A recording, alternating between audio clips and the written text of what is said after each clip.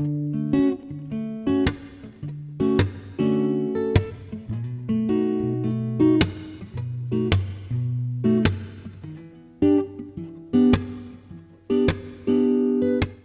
have a confession to make. I can't dance. I've tried many times and I just can't dance. Part of my problem is that I'm so worried about the fact that I can't dance that everyone around me bothers me, and that the thought that others might be judging my inability to dance stifles me and makes me even less of a good dancer. In fact, the only picture you'll find of me dancing is in my own wedding. You probably can find others, but the only picture you could find in my own wedding of me dancing is the first dance, the dance that everybody stands around and watches the newly married husband and wife dance together for the first time. And in those pictures, you'll also see that I am beet red, embarrassed that everybody else is staring at me, making a fool out of myself, and all I was doing was slow dancing, stepping from side to side like a penguin, holding on to my new wife. Why in the world can I not let myself have some enjoyment and just dance without worrying about what others think of me? Well, in the Bible, we see something like this.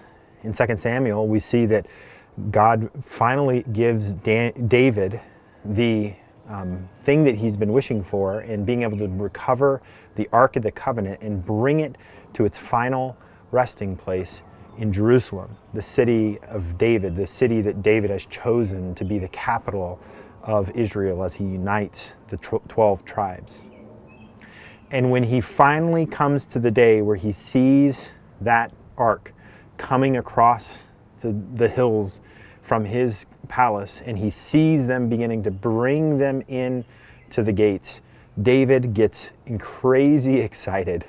And he strips off all of his kingly robes, and he's just down to his normal peasant kind of garments, and he runs down to meet the ark, and he just dances and dances and dances.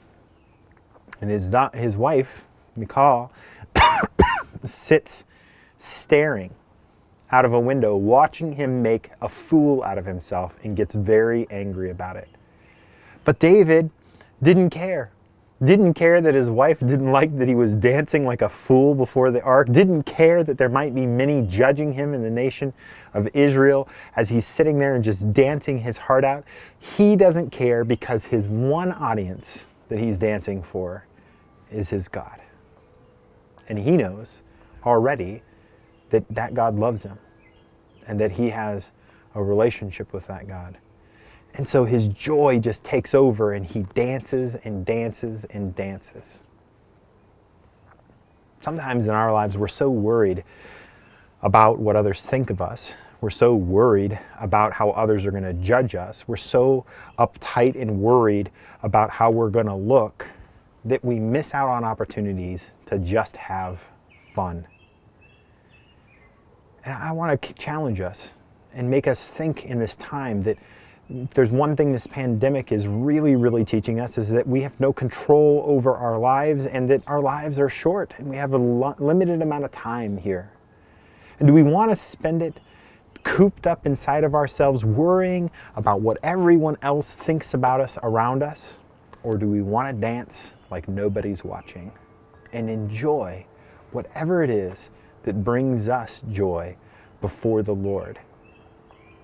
I think that this is something we can reflect on, think about, and come to some conclusions to here in this pandemic as we continue to reflect on the idea of fun and try and recover some fun in our lives in the midst of everything else that's going on. Come back tomorrow, we'll conclude our reflections on fun.